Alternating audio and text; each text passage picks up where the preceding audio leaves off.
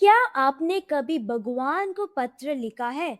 सोचिए, अगर आपकी सारी मेहनत एक ही पल में बर्बाद हो जाए और आपके पास मदद मांगने के लिए कोई इंसान न बचे, तो क्या आप सीधे भगवान को चिट्ठी लिखेंगे? आज हम पढ़ने वाले हैं क्लास 10 इंग्लिश का पहला अध्याय, अ लेटर टू गॉड, भगवान को पत्र। यह कहानी है एक ऐसे किसान की जिसका भगवान पर विश्वास इतना अटूट था कि उसने डाकघर के पत्ते पर लिख दिया, टू गॉड। लेकिन इस कहानी का अंत आपको हंसाएगा भी और सोचने पर मजबूर भी कर देगा। एक शांत घाटी के बीचों बीच एक छोटी सी पहाड़ी पर लेंचो का घर था। वह घर पूरे इलाके में अकेला था। वहां से बहती हुई नदी दिखाई देती है और दूर तक फैले हुए मकई के खेत। मकई के पौधों पर खिले फूल एक अच्छे भविष्य की उम्मीद दे रहे थे। लेकिन उस उम्मीद को सच बनने के लिए एक चीज की जरूरत थी, बारिश। लेंचो एक मेहनती किसान था। वह अपने खेतों को इतनी अच्छी तरह जानता था जैसे कोई माँ अपने बच्चों को जानती है। उसकी नजर बार बार आसमान की ओर उठ रही थी। अब बारिश जरूर होगी, उसने अपनी पत्नी से कहा। पत्नी ने मुस्कुराकर जवाब दिया, भगवान चाहेंगे तो जरूर होगी। शाम होते होते आसमान में काले बादल गिरने लगे। बच्चे घर के बाहर खेल रहे थे। तभी बारिश की पहली बूंद गिरी। लेंचो बाहर निकल आया। वह बारिश को महसूस करना चाहता था। खुशी से उसने कहा, ये बारिश की बूंदें नहीं है, ये तो आसमान से गिरते हुए सिक्के हैं। बड़ी बूंदें 10-10 पैसे की है और छोटी बूंदें 5-5 पैसे की। उसके चेहरे पर संतोष था। उसे लग रहा था कि इस साल की फसल बहुत अच्छी होगी। लेकिन प्रकृति का इरादा कुछ और था। अचानक तेज हवाएं चलने लगी और फिर बारिश की बूंदों की जगह गिरने लगे बर्फ जैसे बड़े बड़े ओले। बच्चे पहले तो उन्हें मोतियों की तरह इकट्ठा करने लगे, लेकिन कुछ ही देर में स्थिति भयावह हो गई। ओले लगातार गिरते रहे, 1 घंटे तक। घर पर, बगीचे पर, पहाड़ी पर, पूरी घाटी पर। खेत सफेद चादर से ढक गए। पेड़ों से पत्तियां गायब हो गई। मकई की पूरी फसल नष्ट हो गई। फूल टूटकर जमीन पर बिखर गए। लेंचो चुपचाप अपने खेत के बीच खड़ा था। उसने भारी आवाज में कहा, टीडियों का हमला भी इससे कम नुकसान करता। इस बार हमारे लिए कुछ नहीं बचा। उस रात घर का माहौल बेहद उदास था। हमारी सारी मेहनत बेकार हो गई। अब हमारी मदद कौन करेगा? इस साल हम भूखे मर जाएंगे। लेकिन उस घर में एक उम्मीद अभी भी बाकी थी, भगवान। लेंचो को पूरा विश्वास था कि भगवान सब देखते हैं। उन्होंने उसे संघर्ष को भी देखा होगा और वे उसकी मदद जरूर करेंगे। अगली सुबह लेंचो ने एक फैसला किया। वह भगवान को पत्र लिखेगा। लेंचो ज्यादा पढ़ा लिखा नहीं था, लेकिन वह लिखना जानता था। उसने कागज उठाया और लिखा, भगवान, यदि आपने मेरी मदद नहीं की तो मेरा परिवार भूखा मर जाएगा। मुझे 100 पैसों की जरूरत है ताकि मैं फिर से खेती शुरू कर सकूं और अगली फसल आने तक अपने परिवार का पालन पोषण कर सकूं। उसने लिफाफे पर पता लिखा, टू गॉड, और चिट्ठी डाकघर में डाल दी।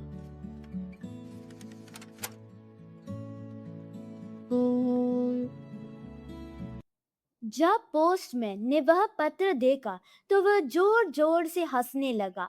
भगवान के नाम चिट्ठी, उसने कहा।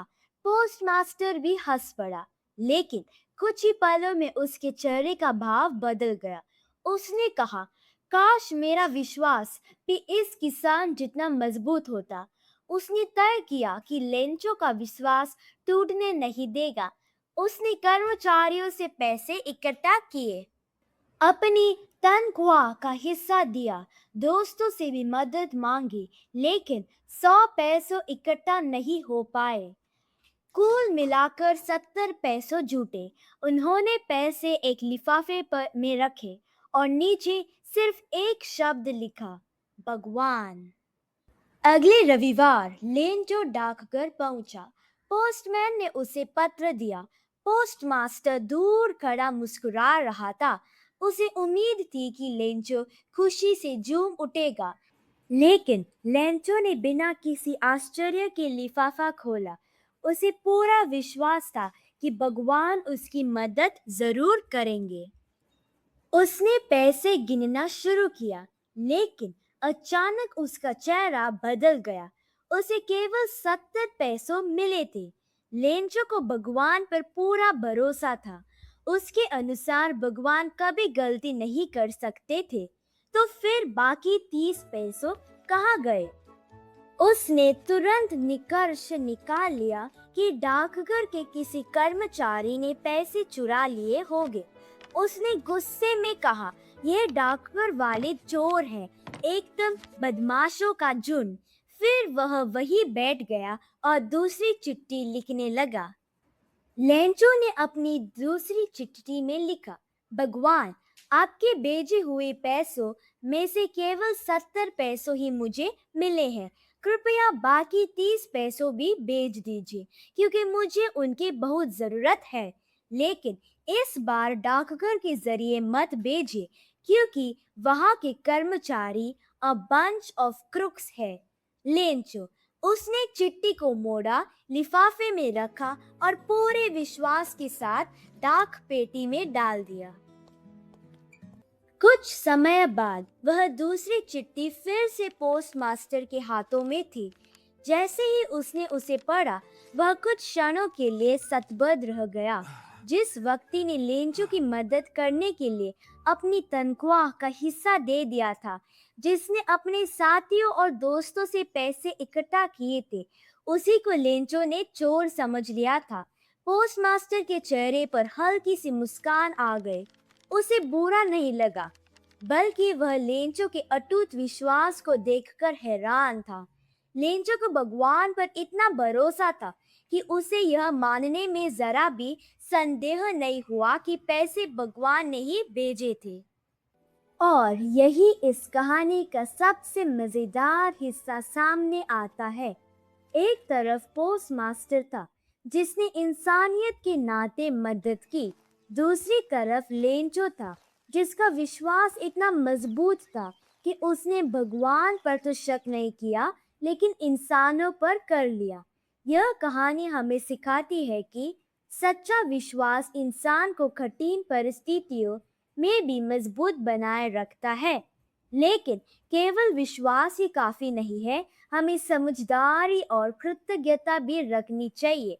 इंसानियत आज भी दुनिया की सबसे बड़ी ताकत है। पोस्टमास्टर ने किसी पुरस्कार के लिए मदद नहीं की, उसने सिर्फ एक किसान का विश्वास टूटने से बचाया। तो दोस्तों, अगर आपको कभी किसी की मदद करने का मौका मिले तो ज़रूर कीजिए, क्योंकि शायद किसी के लिए आप ही भगवान का भेजा हुआ सहारा हो। अगर आपको यह कहानी पसंद आई हो तो वीडियो को लाइक करें, चैनल को सब्सक्राइब करें और कमेंट्स करके बताइए। अगर आप लेंचो की जगह होते तो क्या भगवान को पत्र लिखते?